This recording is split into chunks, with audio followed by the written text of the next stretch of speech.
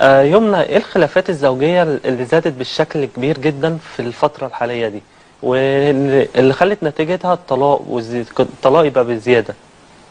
بص يا محمد، انا بس عايزه اوضح للساده المشاهدين ان في خلافات كتيره قوي بين الراجل والمراه، بس هي بيبقى العنصر الاساسي بينصب على ان في مشاكل بتبقى في الضرب، انه ما بينفقش عليها النفقه، غيرها مشاكل كتيره. بس عايزه اسبب بترجع لان هناك تفكك اسري، ما فيش تفاعل بين الراجل والمراه في عبء الحياه الزوجيه، اللي هي البيئة الداخلية. فهو ما بيبقاش في تواصل فكري، هو بيبقى بره البيت، ما فيش تواصل فكري بين المرأة والرجل في العلاقة الزوجية.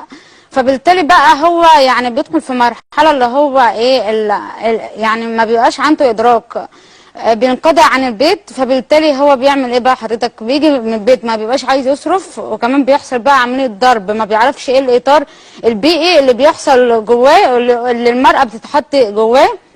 فبالتالي بيبقى منفعل، ما بيشوفش الصورة على حقيقتها. فأهم بقى خلافات بتدعي المرأة للطلاق، الخلع، أيا كان، اللي هو بركز على الضرب والنفقة. طب ايه اللي يخلي الراجل يضرب مراته، وازاي توجهي الوضع ده؟ للأسف، بس عايزة قبل ما أبدأ في الإجابة عايزة أوضح للسادة بس المشاهدين، ودي معلومة أنا واثقة منها جدا.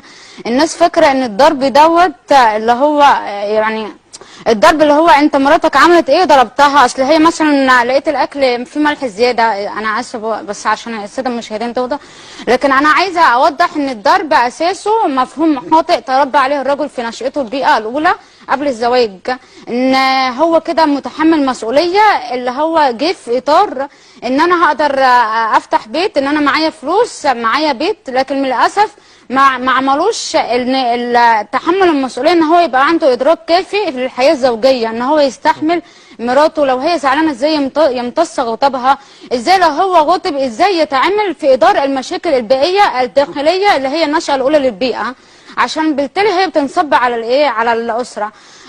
فهو ازاي احنا نواجه المشاكل ديت؟ يبقى هو محتاج كده ايه، دائره معارف بترجع للنشأة الاولى منذ الطفوله.